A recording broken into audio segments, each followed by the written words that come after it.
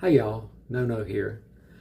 Well, for a change, I didn't have to get up at the crack of dawn this morning to get on the road to drive all day.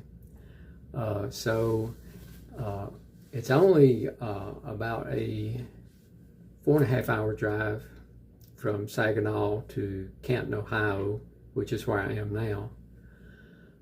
So for a change, I didn't have to drive all day, so I slept a little bit later and took my time a little bit more, and it was pretty nice. It's not a simple drive here, though. There's many twists and turns. I mean, there's a simpler way if you want to pay a toll and you don't mind driving through Detroit, but I chose not to do that. So I ended up mostly on state highways in Michigan and Ohio. So I'm planning on going to the Hall of Fame tomorrow. You can buy your tickets online. Supposedly there is parking on site at the Hall of Fame. Now I'm staying at the Quality Inn Hall of Fame, which is the name that they chose. And I have to admit, it is in the vicinity of the Hall of Fame, but it is about 2 miles away. So they kind of make it sound like, well, you can just leave your vehicle at the motel and walk over to the Hall of Fame. Well, I guess you could, but a 2 mile walk is a fairly long walk. Especially when you could use that time to be, inside the Hall of Fame. The ticket is, if I remember correctly, $49 and change. That's in July of 2026. So I don't know if they allow photographs or video inside the Hall of Fame, but if they do, I'll try to shoot some video or take some photographs to give you a general idea of what it's all about, in case you might want to come here again someday. So I'm going to be here for tonight and tomorrow night, because I didn't get here till 5 o'clock this afternoon. So I didn't want to be in the Hall of Fame all day tomorrow and then try to drive to Pittsburgh, which is my next destination after this one. It's just been too much in one day to do.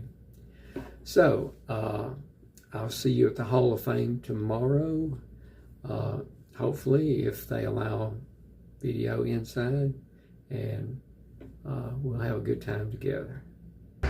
Well, this is it. The class of 2026, I guess Drew Brees will be the heavy hitter here.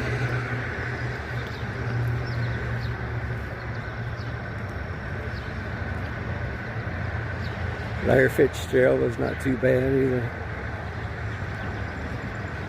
Still the same entrance as it was 30 years ago, so.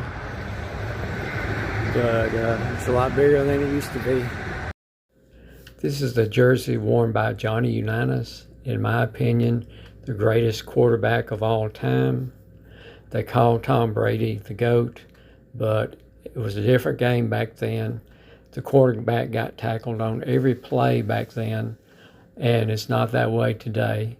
So he was my hero when I was a kid growing up. If you gave Johnny Unitas the ball in 2 minutes, you were almost guaranteed to win the game. And so that's why I enjoyed watching him play so much, and that's why I say he is the greatest of all time.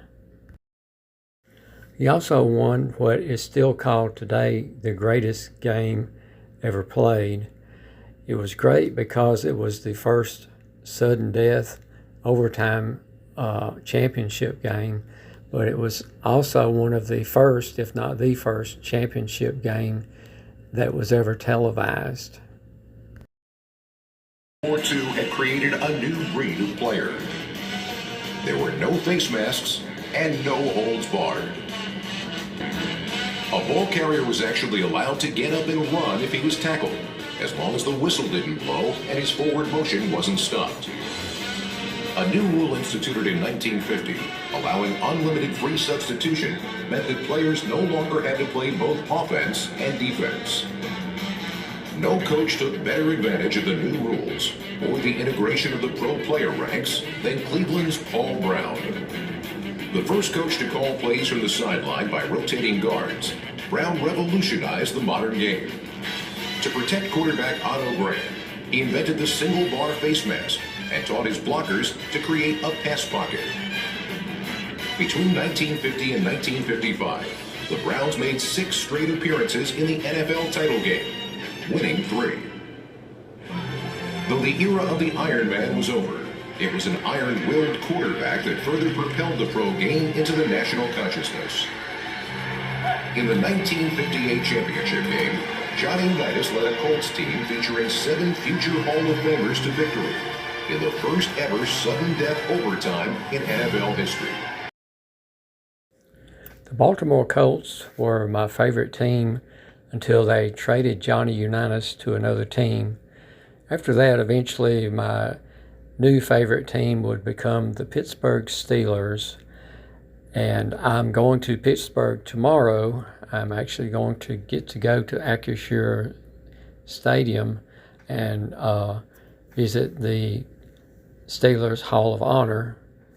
Troy Polamalu is now my current favorite football player of all time, except for Johnny Unitas. So Lord willing, I'll see you tomorrow in Pittsburgh.